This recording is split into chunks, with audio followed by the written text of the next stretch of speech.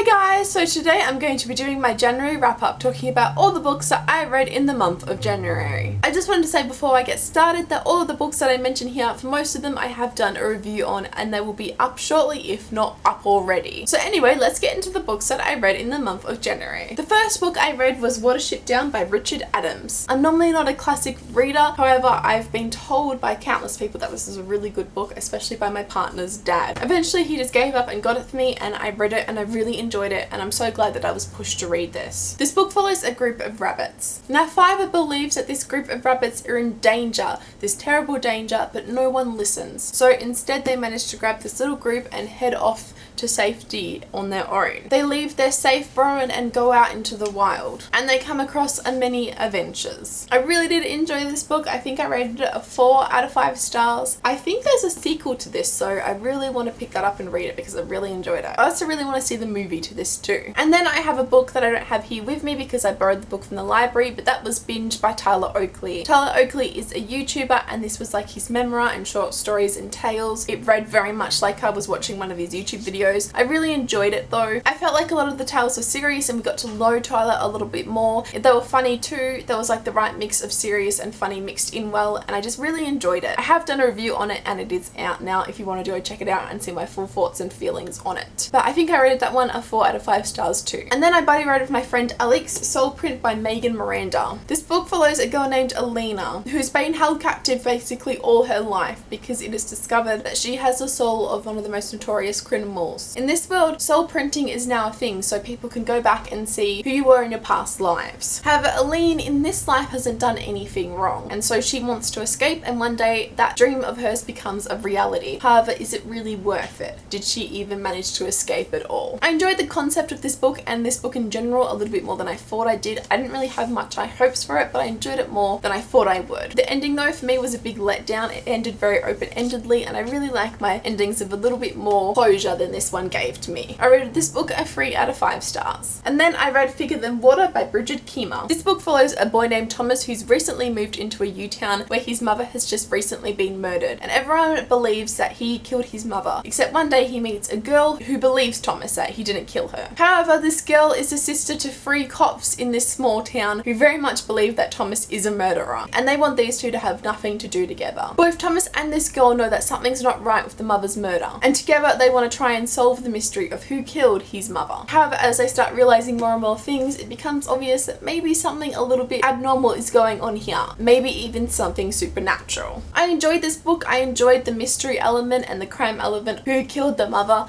The whole book I was like really trying to figure out along with the characters, and I didn't guess it at the end there. I didn't guess that that's what's happened, and I really enjoyed it though. It definitely made sense. The ending though was a little bit confusing, but I reread it and then I got it. It was just like, wow, that's a lot of information just being thrown at me at once. But once I understood it, I really enjoyed that that's how it ended. I also did really enjoy the characters for the most part too, and I rated this one a 4 out of 5 stars. And then I read Glow by Amy Kathleen Ryan. This book is set in space. It follows 2 characters, Waverly and Kieran, who are madly in love though they are only 16. They're going to be part of the first generation born in space. There's pressure for them to marry though and to start having children so that they can continue on the human race. However, there is another ship and they've been having issue with girls, and they also want to continue on the human race of their ship too. And then one day they come across this other ship and an invasion happens and lives get torn apart. This book asks a lot more moral questions than what I was expecting, and I really enjoyed that. It definitely made me think of what was right, what was wrong. For the most part though, I was like, this is so wrong, I hate this. But you had these morally conflicting characters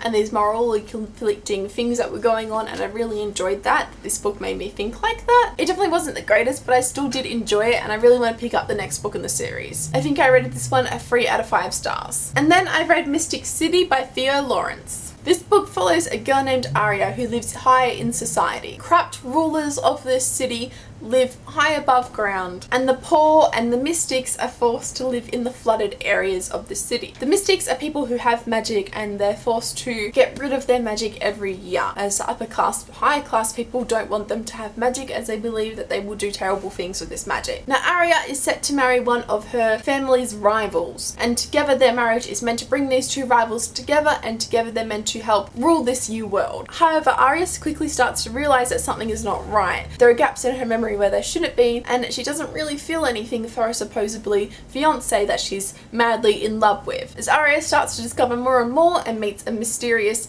mystic hunter, her whole life starts to get turned upside down. I enjoyed this book. This book was definitely a fun book for me to read. I really enjoyed the politics about it and everything, and I think I read this book a 4 out of 5 stars. Then I read The Shallow Graves by Jennifer Donnelly, and I read this book a 4 out of 5 stars. This is a YA historical crime novel, and it follows Josephine, whose father who was recently found dead. It was said at first that her father's death was an accident, then that he committed suicide, but Josephine doesn't really think that either of those is the truth. Her father was acting strange, and then Josephine comes across a horrifying discovery that her father was actually murdered, and she takes it upon herself and a newspaper reporter to try and discover who killed her father and why. However, as she starts to realize more and more, she herself finds herself in danger. I really enjoyed the crime aspect of this book and trying to figure out what had happened to Josephine's father, as well as the characters and the storyline and the plots in this book too. All the characters are really complex and interesting, and I really felt myself connected to the story. And then I read the Isabel Journal by Isabel Harpop. This book was a really easy read. It's just mainly a lot of pictures and words. It says that this book takes us on a journey through Isabel's life, and that it's meant to be really witty and funny. However, I just really didn't enjoy it, and I felt that I really learnt nothing about Isabel herself, nor did I really care about her at all, which seems really bad because she's a real person, and this I believe is a real journal or something. I don't know, I just really didn't enjoy it. There was no depth to it. The artwork was cute sometimes, but I don't know, I just don't think this book was for me, and I rated it a 1 out of 5 stars. Then I read Talon by Julia Kagawa. I read this book a 4 out of 5 stars, and I really enjoyed this book. It was such a fun read. I can definitely see why a lot of people hated it, but for me, I really enjoyed it. It's about a world where dragons exist, and these 2 dragons, who are brother and sister, are sent to the human world to be mon-humans. Now, if you're expecting a dragon book, you're going to be thoroughly disappointed. This is more like a YA contemporary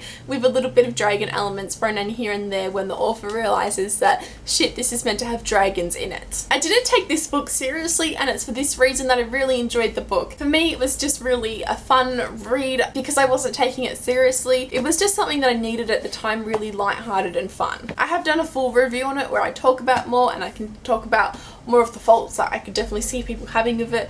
But for me, because I didn't really take it seriously, I just really enjoyed it, and I really want the next book in the series. I think this is my fun guilty pleasure series. I read this book a 4 out of 5 stars. And then I read a book that was actually exceptional, and it was Canaan by Liliet Nonin, who I believe is an Australian author, and oh my gosh, I love this book. I rated it a 4.5 out of 5 stars. I hate it when people do this, but I'm just gonna say it anyway. It's a mix for me between Narnia and Harry Potter. It's got some of those elements. For example, she walks through a door and she finds a whole new world, like Narnia, and it's also very a magic school. They study magic and everything, which kind of remind me of Harry Potter. Now, it's because of that this book could easily get lost in those 2 stories. However, this book didn't. This book shines so brightly on its own, and it was really good, guys. It follows a girl named Alec whose parents are going away on a trip for a year, and so they're sending her to a boarding school. She really doesn't want to go, but when she gets to this boarding school, she comes across this store, and when she opens it up, she finds herself in a whole new world. She's desperate to return home, and she learns that she's gonna have to wait a while as a headmaster who can apparently help her return home is away, and so in the meantime she's gonna have to enroll in this school. She quickly meets friends though and starts to go on a lot of journeys and everything, and quickly realizes that maybe this is where she actually wants to be. Maybe she doesn't want to return home at all. However, strange things start happening at Canaan, and it's apparent that something sinister is looming. I really can't wait for the next book in this series. I enjoyed this book so much. It was so fun and interesting and compelling. I loved all the characters. There are some main characters in here that I love so much. There are these 2 guys who are just so funny. Like, there's these best friends that you would want as your own best friends. I really enjoyed this book, and I can't wait to get my hands on the next one. Then we have The Girl with All the Gifts by M.R. Carey. I went into this pretty blind, only knowing that it was a zombie novel, and I only guessed that it was a zombie novel from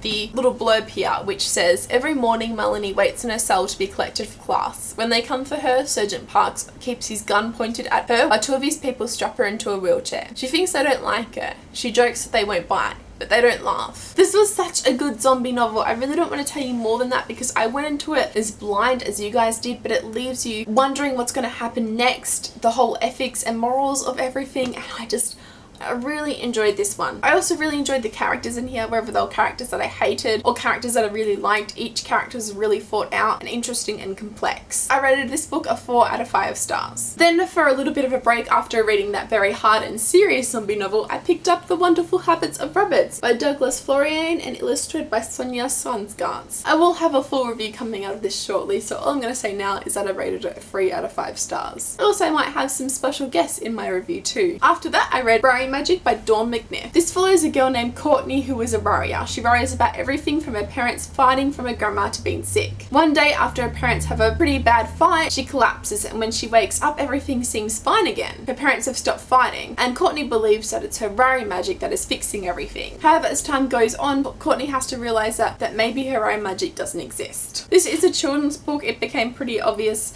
from the start of this book when I was reading it, and for that reason it was okay. It had some okay elements. It definitely wasn't bad. It was a children's book for children to be read by children. I'll be giving this one away, and I rated it a 2 out of 5 stars. Then I read Sophie Someone by Hayley Long. This also seemed to be a little bit of a children's book, however it seemed to be a little bit on the older side. I enjoyed this one. I rated it a 3 out of 5 stars, however I still do think it was a little bit on the younger side for me to keep it and reread it. It follows a girl named Sophie. Now Sophie's past seems to be hidden with secrets and stuff that Sophie just can't figure out. However, one day she starts to realize that there are faults with what her parents are saying and the truth. Not everything's adding up, and Sophie takes it upon herself to figure out what's going on. Throughout this book, Sophie also uses her own language. For example, she refers to people as pigeons. Whilst this was cute, at some points it was annoying too, because you'd be trying to figure out what a word was because it would be called something ridiculous when it wasn't actually the word that it was meant to be, and it also kind of had that childish feel to it, but it was also charming at the same time. I enjoyed this book, as I said, but it definitely was a once read for me, and I will be getting rid of it. And the last book I read this month was The Winner's Curse by Maria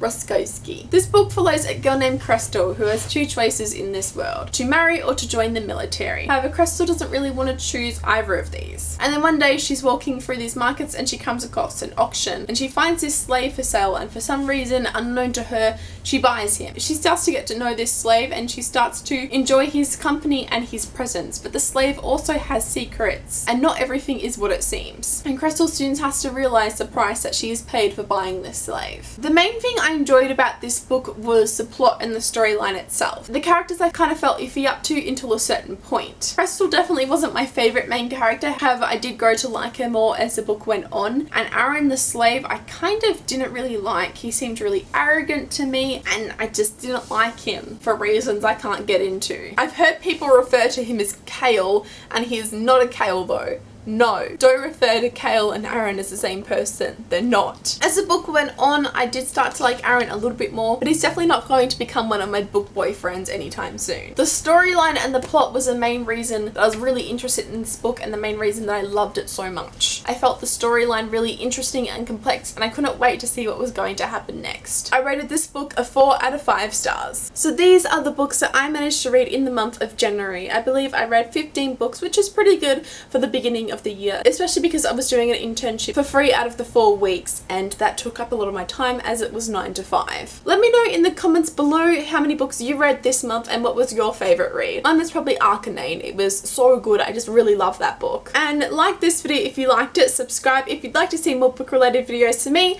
and I will see you next time. Okay, bye!